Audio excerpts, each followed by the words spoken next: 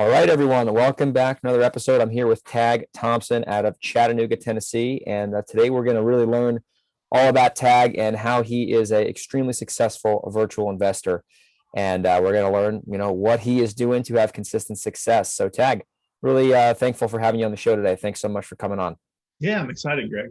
Yeah, I'm looking forward to this one too, because I think you and I have interacted a few times on social media, and I believe I was on you and Lauren Hardy. You have like a Wednesday talk, and I was a guest on there. I don't really know you. I think we knew some of the same people. So this is like the first time I think we've done a one-on-one together. So I'm looking forward to finding out, a little bit about you. So before we get into your business, can you just give the listeners a little bit about your background and how you, kind of got into real estate before we get into the nuts and bolts today?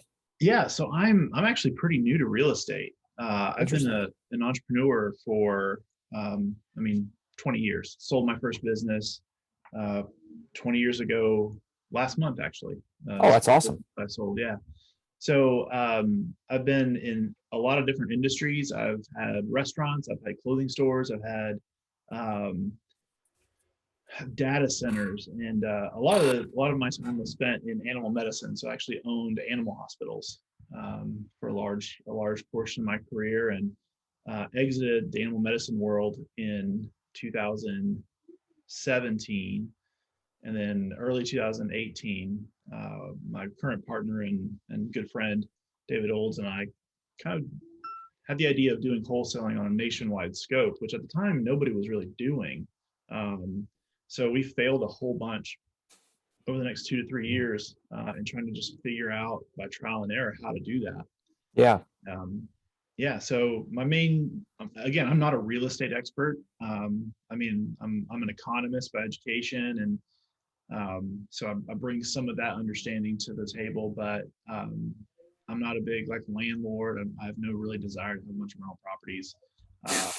So that's just not, it's much easier for me to flip a business than flip a house. So that's where I spend most of my time. That's interesting, man. I did not know about that. That's why I'm glad we're doing this, because I had no idea about your background at all. And I thought you were in real estate for ever for some reason.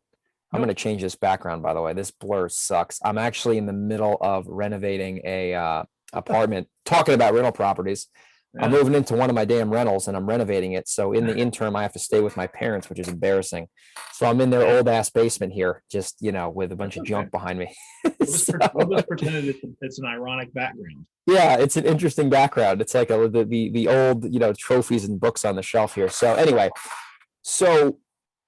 when did you guys get into real estate? Because I thought you were like a veteran for some reason. Interesting. No. That's a good thing. I'm glad that this is the case here. So my partner, David Olds, he's been in real estate for a long time, maybe 15 years. So he's been in it for a while. And when I met him, he was mainly doing flips. And we were friends and we were traveling together a good bit. And there was this one night we were up in Asheville, North Carolina, and for some reason, I don't know who booked it, but we booked an Airbnb that was 2 hours outside of the city. It was a nice cabin, but it was really far from the city. So we had this 4-hour round trip drive, and he had told me about wholesaling, but I couldn't really wrap my head around how it was possible to make so much money with so little effort. Yeah. Because for a guy like me, I'm used to opening animal hospitals, right? We're talking about regulations out the ass. We're talking about millions of dollars worth of equipment. So for me to make a large amount of money, I've got to move mountains to create this monster. Somebody told me, oh yeah, you can, get a house under contract, sell the contract, and make $5,000. And I was like, what? And at the time there weren't really, at least well-known, wholesaling businesses. There were tons of people making lots of money wholesaling, but there weren't really businesses, places that were systems and employees and hierarchies and management structures and all of that.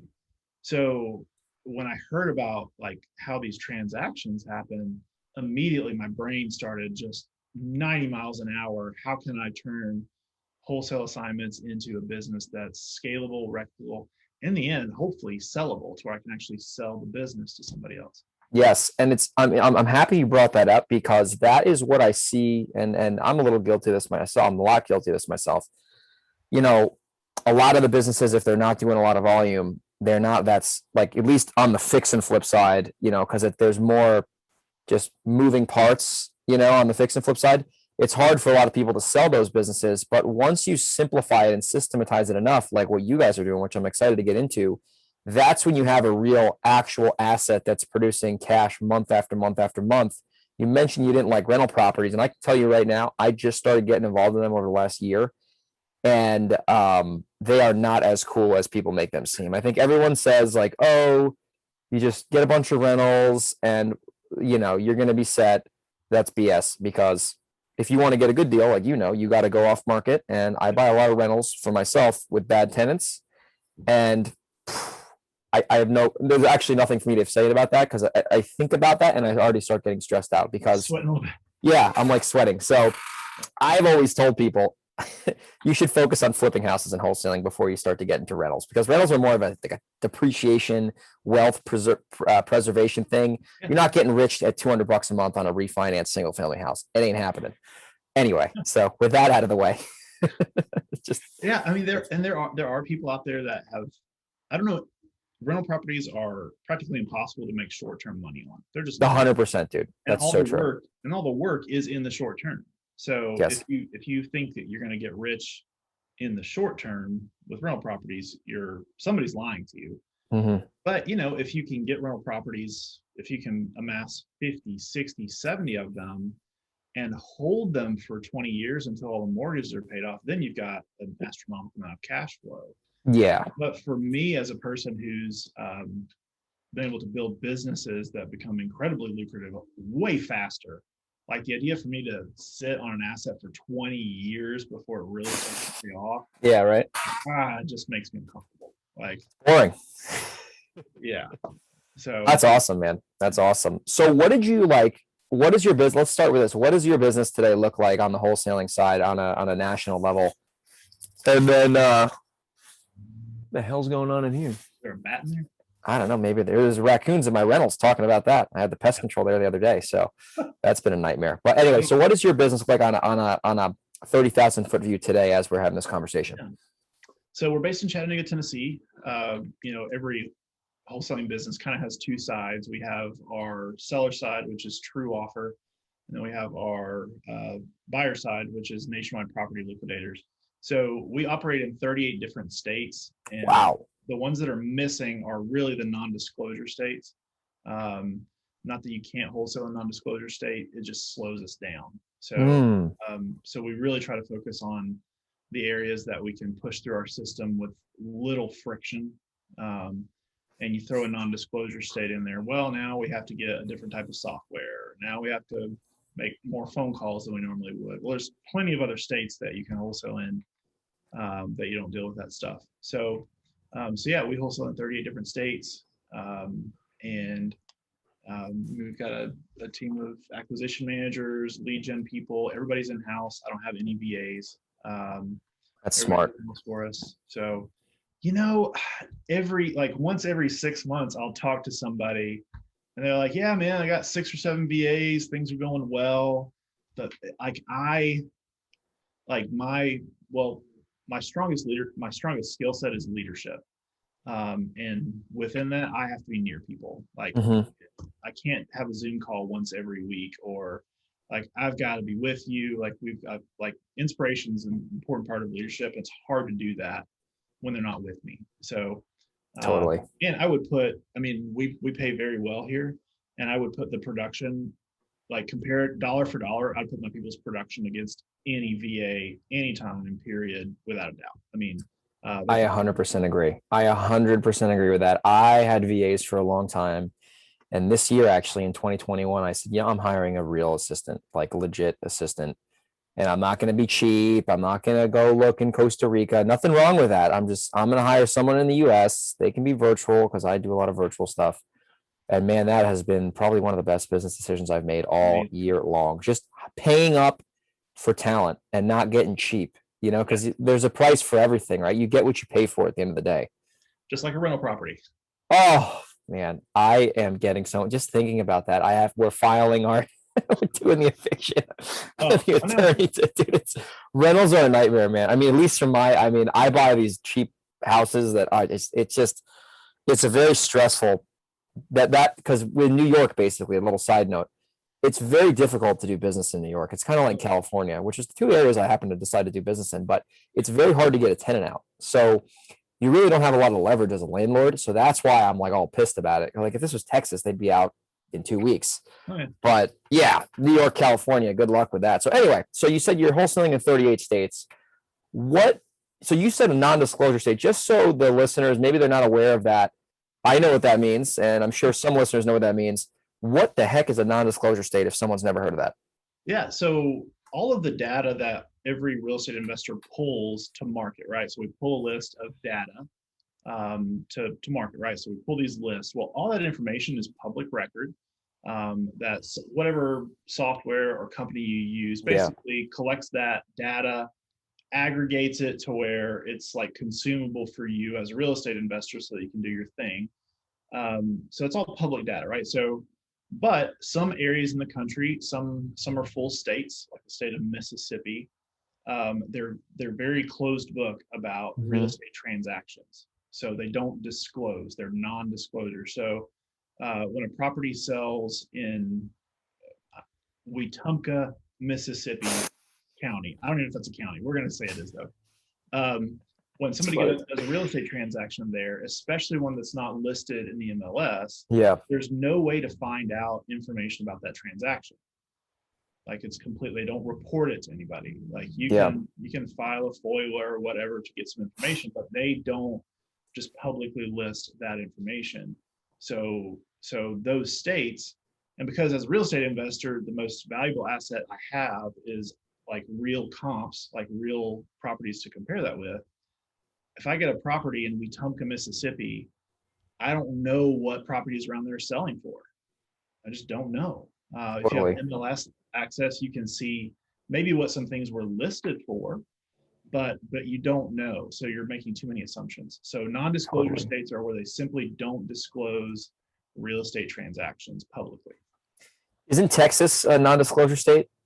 Texas is in some ways. It's not as bad as Mississippi. Mississippi is like the worst. Like nothing. Like you pull up Zillow and you'll see a million yellow dots and no numbers. Like I know what you're talking about. Yeah, so that's like the worst Texas, thing to see. and anything that's in the MLS that gets reported, right? So if somebody lists a property and sells it through the multiple listing service, you will be able to see that. Private transactions aren't. But they do have some workarounds in Texas. There's a software called Propelio that actually backbones into the Texas MLS, so you can get access to it. But again, that would just slow me down. Like it's another software I have to teach my people. That's another thing. So we just avoid Texas altogether. Yeah, no, that's smart. I mean, you guys know what you're good at, and it's interesting. I mentioned Texas. I probably did 40 deals down in Texas a couple of years ago, and I remember this is before cold calling and texting were like a thing. There's a blue ocean down there. And I was like, but I remember like when we were doing deals and this is all virtual, I was like, man, it's hard to get these comps. Like I didn't know what the hell was going on. I'm like, what's going on? But then I figured out how to do it, but it was strange and then someone was like, dude, it's a non-disclosure state. And I'm like, really? I didn't know what that even means. So now I know what that means. Anyway. It's really important if you go to a nationwide marketing channel, you have to understand every state's not different. In fact, even inside of some states, like the state of Indiana, there are some counties that are non-disclosure, but some aren't. So interesting. So yeah, like you have to understand that about the markets you're going into. No, that makes a ton of sense. Now, you're nationwide, so I have some questions on the acquisition, and I want to start with the disposition questions because I feel like that is something where people, when they try to go virtual, they have a tough time selling deals just because they don't know what they're doing. And I think this is a great podcast they should listen to because we're going to walk them through how to do that. Before I ask that, are you guys doing deals in the higher end areas like a New Jersey, a California, an Oregon, a Washington State? Or are you avoiding those areas because they're expensive? No. In fact, those areas end up being really lucrative. The longer you're in the wholesaling business, you realize that if you want a bigger assignment fee, you have to get higher end properties. Yes. I mean, there is a direct correlation between the price of the house and the assignment fee. Because if you're slinging $40,000 houses, it's hard to make a $20,000 assignment. No, that's impossible. I mean, it's you've got to steal the house. Yeah. So when you're dealing with $600,000 houses, finding a $20,000 gap in there is actually pretty easy. So now it's harder in those markets because there's a lot of competition. You have to go churn through a lot more leads. But no, those are much easier. It's much more worth it because I mean, we launched one up today in Spokane and it'll be a $60,000 deal. Like, that's amazing. But we probably had to like comb through a million to get to that one. But one, it's good because they're much higher margins. Yeah, no, that's been my business model for the last 3 years is like, I go for the big deals. Even though it's a little scary when they fall apart, because you're like, oh no, I just worked so hard on this thing. I'm just going to make 80 grand. But no, for sure. It's tough to make 20,000 assignment fees where the houses are 40 grand. It's a 50% profit on the asset, which would be insane. So I want to start with the disposition side, because that's something that a lot of people have trouble with on the virtual model. When you guys get a property in a random city, like what is your disposition, like high level, obviously it's only an hour long show. What's your process for selling properties, not only to a buyer, but for top dollar? Because I know a lot of wholesalers who are cash buyer employees and they like sell their deals when they could be making triple on them if they knew what they were doing. Yeah, we're definitely like that. And we can't be, because that'll probably be the first deal we've done in Spokane. Exactly. I have literally right now I have 0 buyers in my database. So as soon as the contract is signed with the seller, we have a kind of an admin team that sits between acquisitions and dispositions. And so they immediately start building our buyers list. So the same process that we go through to find motivated sellers, we go through to find motivated buyers. So we download the data, we skip trace it, and we push it through our system. We SMS, we RVM.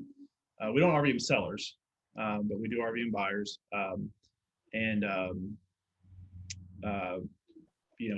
We also have another software we use called Investor Lift. I was just going to say that. Do you use that software? Because people have been drooling over it. So you know when it's going down. That thing is crazy.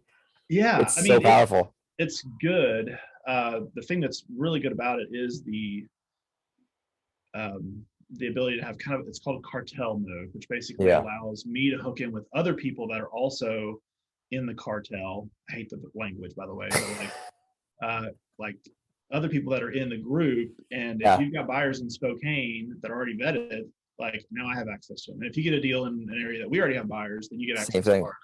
So basically just, basically list sharing like all the time. So the more people are involved in it, the more there's like 2 million buyers in there right now, vetted buyers. So the bigger it gets, the more access we have. So we can push our properties out that way, to Investor Lift. And then, Facebook, we put it on Facebook groups, we do everything. So this admin team, literally the second we get one in a new market, they're joining every Facebook garage sale, everything they can, they're joining it so that, by the time we get pictures, they can throw that property on there and see if we can get some bites on it. Totally. It's a great strategy. You guys utilize real estate agents at all to find buyers? I mean, I've found a lot of success doing that, and at least in my local market where I'm well known here, and in California too. Yeah. In the higher end markets, it works very well. Yes, exactly. Yeah. It works very well. The places where there's a lot of competition, you get realtors that are really excited about your deals. Yes. We've had just a string of mishaps with that though. You get a bad realtor, they don't explain the process very well. So so we try to avoid that. Usually what we do is we push it out to everybody we know, and if we don't get much traction on it, then we'll list it. Yeah, for sure. No, I could see that not being as productive in a low end area like sub 200,000, because the commission on a property that's $60,000 is peanuts. Yeah, right? It's peanuts. Yeah, doing one right now in San Diego, and the realtor's going to make $7,000, which is a generous. I could have paid him less, but he brought the buyer. But you can share a lot. I mean, he's making 7. I think we're making 40. But $7,000 is still worth the guy's time. He made 3 phone calls and made a conference call for $7,000. I'm like, all right, dude, cool. So his interests are way more aligned. So that's interesting, man. I think that's something that I have seen. This whole nationwide market thing. I mean, like you said, I bet you 2 or 3 years ago, not many people were doing this. Now, there's a few other people, I'm sure we both know them, that they're doing this and they're having a lot of success. And I see it getting more traction, honestly, as the months go on. So my question for you now on the seller side, now this is where I'm really just interested to see how you guys are working your process, because I know a guy named Chris Chico, and I'm sure you know Chris Chico too, or know of him at least. He's been talking about this, and he's been doing nationwide deals. His strategy is because if you're doing deals all over the country, to pull 3,000, 4,000 or 3-4 million people, that's a lot of people to call or mail. So he's doing a lot of digital ads, and then the digital ads are running all over the place, and then the leads come in, and then once he gets leads, he figures out then where to sell them. So basically, what are you guys doing to get seller leads in a cost-effective way, so you don't have to call 10 million people, because that would be a lot of calls. Well, we call 10 million people. We don't Really? we don't do much cold calling. Okay. Our main source of leads right now is through SMS. So Okay. so we do so much of it now. We've kind of built all of our own softwares that handle all that for us. So it's not automated. It's still regulated and within regulations. But yeah, so we SMS about. I'll be honest with you. I think about 25,000 a day is what we send out. I think. So yeah. Wow.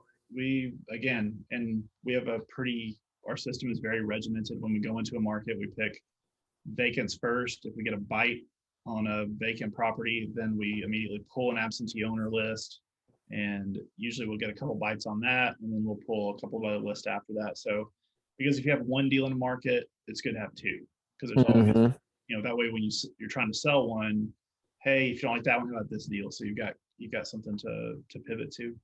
But yeah, so we SMS. I have a team here that they do that all day long. We have inbound calling too. So everybody that calls back, it actually goes to one of our girls here, and they answer the phone and try to get the conversation going that way. So it kind of it's not a cold call, but it's basically an inbound cold call. It's an inbound call from a text. Yeah. No, that's smart. Yeah. So they kind of pick up that little, almost like loose change, like stuff that most people just let die. Like we kind of pick that up. We probably get a deal a month from it, which is totally worth the hassle. Totally. And then we, so they process the leads, or they process all that information, and when it turns into a lead for us, that just means they raised their hand and said they're interested in hearing an offer. So they should already be in kind of one of those distressed categories. So as soon as they raise their hand and say, I'm interested, that's all we want to do to qualify. So as soon as that happens, they get on the phone with an acquisition manager, and then they walk them through, hey, this is what it's like to work with an investor. Tell me a little about your situation. Like, does that sound like it works for you? And they take them through that process, ask them kind of what they're looking to get for the property. If it doesn't fit within where our acquisition managers think it will work, just kind of like a bird's eye view of that neighborhood, then we put it on a follow-up. If they do think they're motivated and are willing to sell at a discount, they kind of put their thoughts in on paper. And I have an acquisition director who, it goes to her. She kind of deep dives really quick in the neighborhood, pulls all the comps, looks a little closer into it, and comes up with a number. And that goes back to our acquisition manager. And if they go for it, we lock the contract up. And then it goes over to our transaction coordinator. Yeah, the disposition team. I can tell you're very systems oriented just by having this conversation. Like most people that's just like running around like a chicken with their head cut off when they get a property, but you have a very streamlined, methodical way of doing it from Tennessee all over the country. Now, I'm assuming you're locking 95% of these deals up via DocuSign or whatever, HelloSign. What happens when you get an old time seller and they're like, hey, I want you to meet with me at the house because how do I know you can buy my property if you've never seen it? That doesn't happen that often anymore, but it still happens to me a little bit. So what do you guys do when you have that conversation?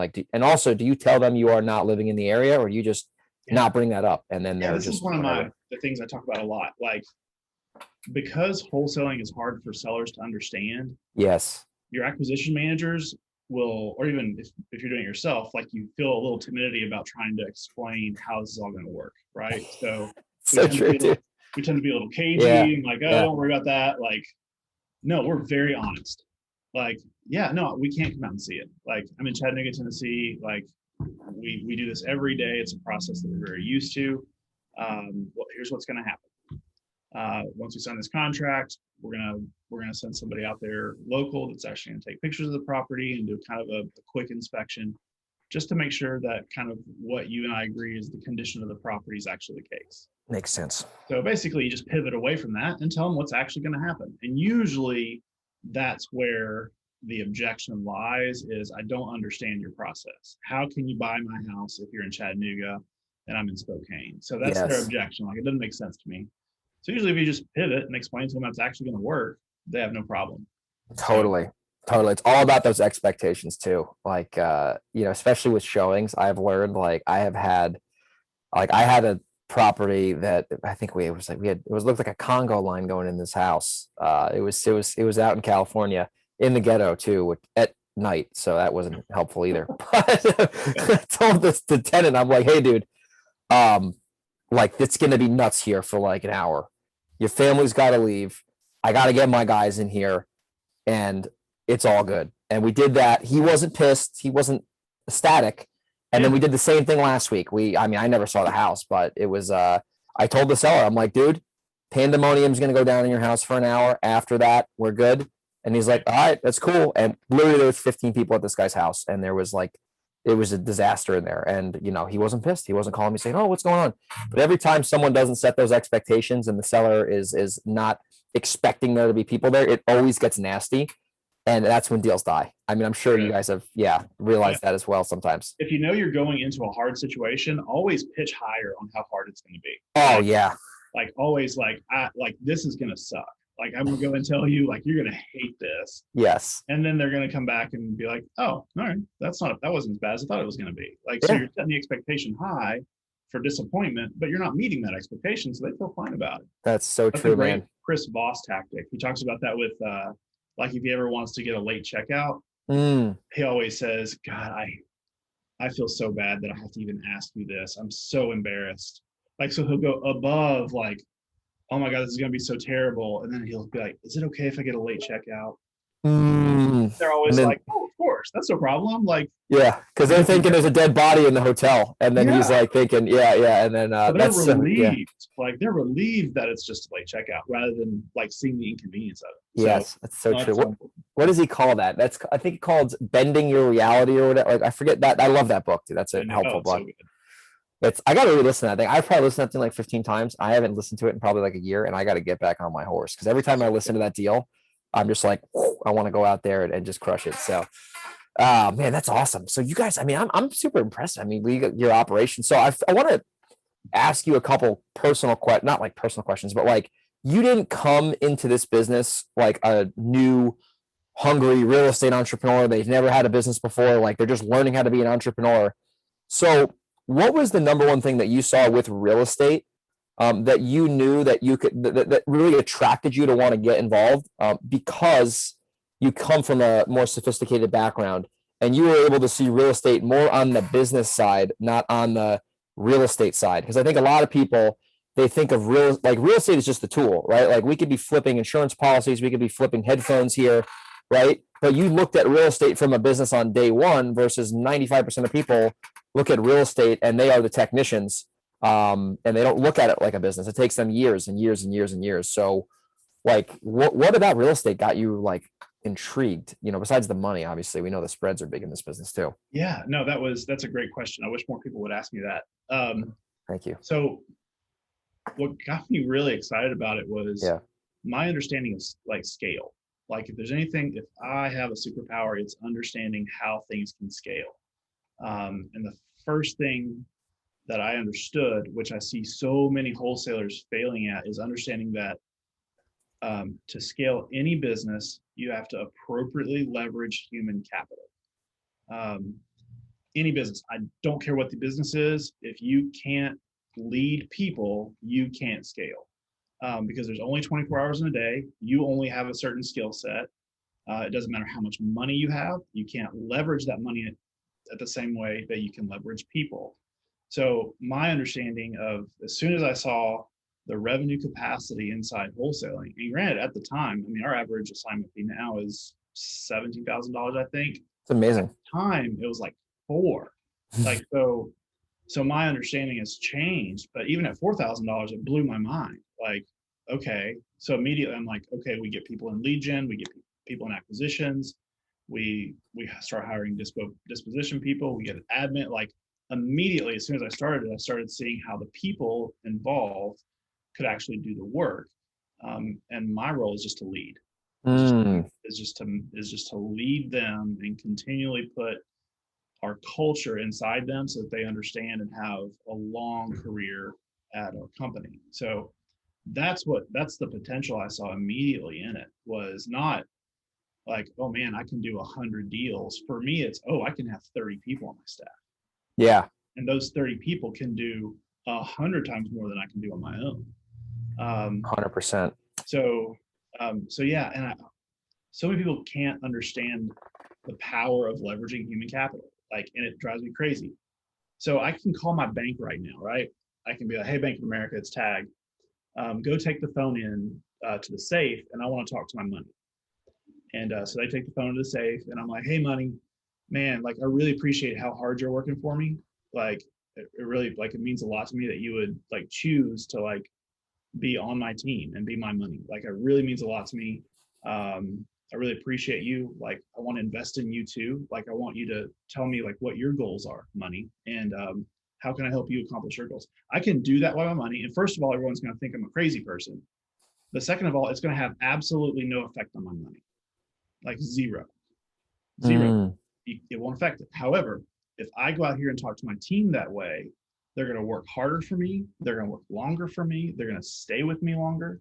They're going to mm, sacrifice their own, like, they're going to jump in front of a bus for you because you care about them. Money doesn't care if you care about it. Like, it's inanimate. If I'm a mm. farmer, I can't go out into the field and throw my arm around a tractor and be like, man, I really appreciate how hard you worked today. Like, I know it was a hot day out here and you worked really hard. I really appreciate what you've done for me. Tractor doesn't give a shit.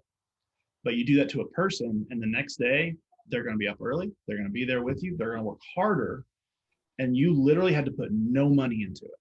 All That's you so had, true. all you had to do was care about them. That's it.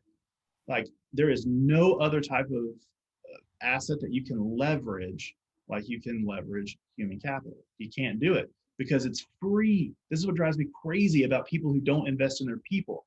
It's free. It doesn't cost you anything to be a good boss. It doesn't cost you anything. Like, and yet the production value you get from it is obscene. It's crazy, man. Like, Man, that's such a good answer, man. It's almost like, well, I heard this before. You work for them, they don't work for you, right? If you can help them hit their freaking goals, you'll inevitably hit your goals, but then they're going to love you even more because you help them hit their goals. Let's just say, for example, and I love this topic, like you bring someone in, they start out as like a cold caller, they're making, I don't know, $25,000-$30,000 a year, whatever.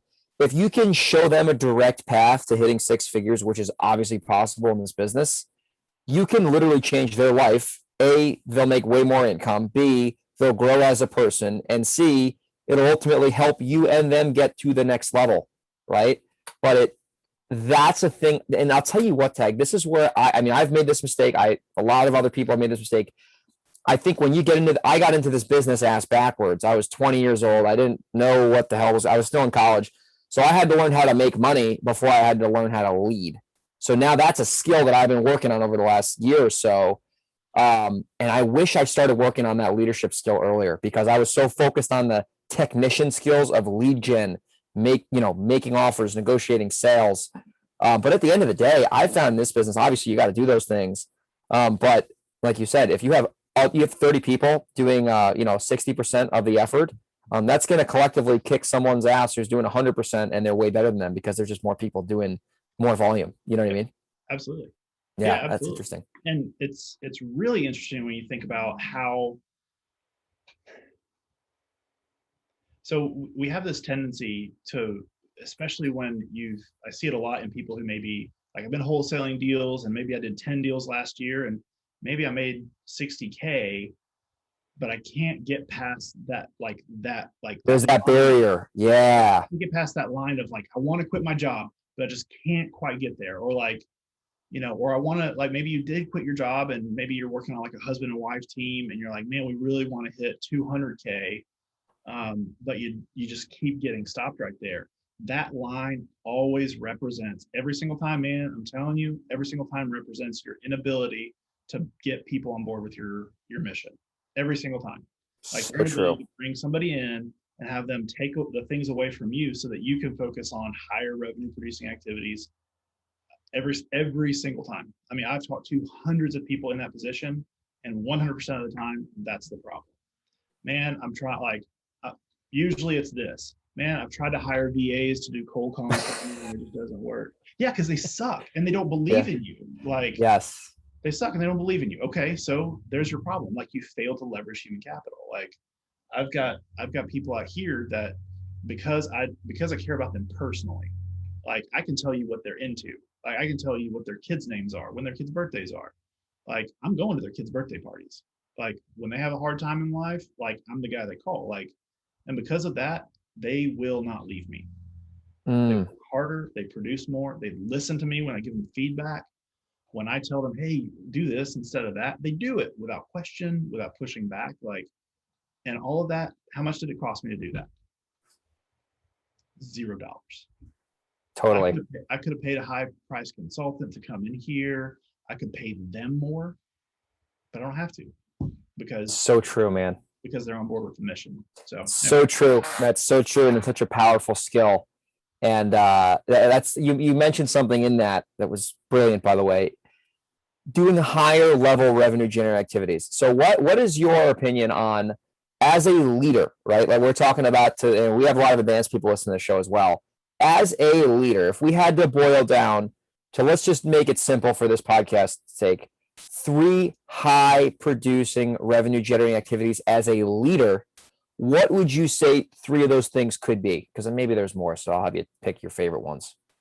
So, I mean, I've kind of already talked about what should be the summation of all of these, which is Yeah.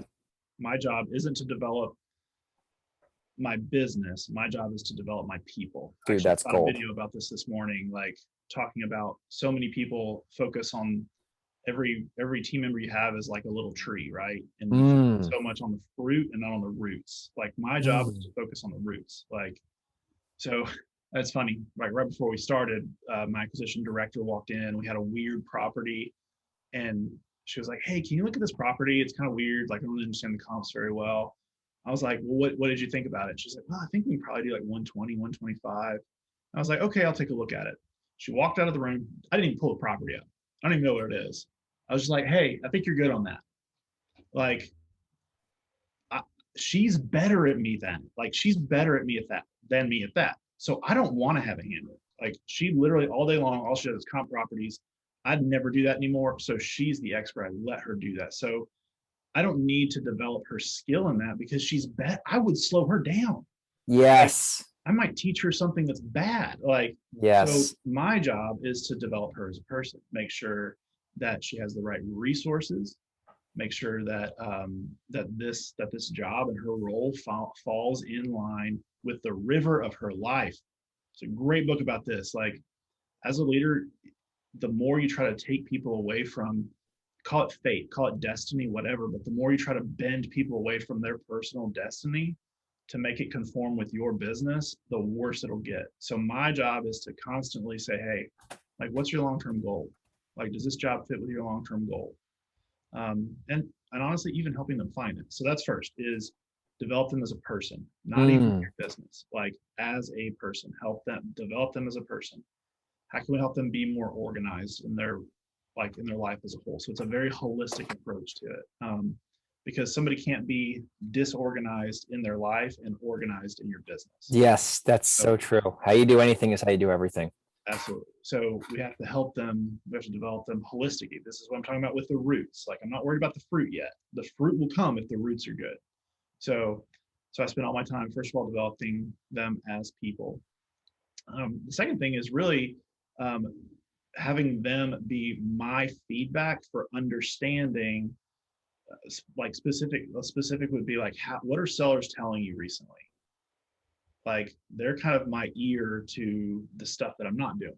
So I ask questions all the time. Like, okay, we're calling Spokane. Like, when you're talking to sellers in Spokane, what are you hearing? Like, what are they saying? And they might say things like, a lot of people are really frustrated because I'm the 15th person that's texted them today. Like, so they're giving me feedback that I can't get through data, so that's the second thing, is to do that. The third thing is to focus every single day on realizing your job is to imprint your mission on these people.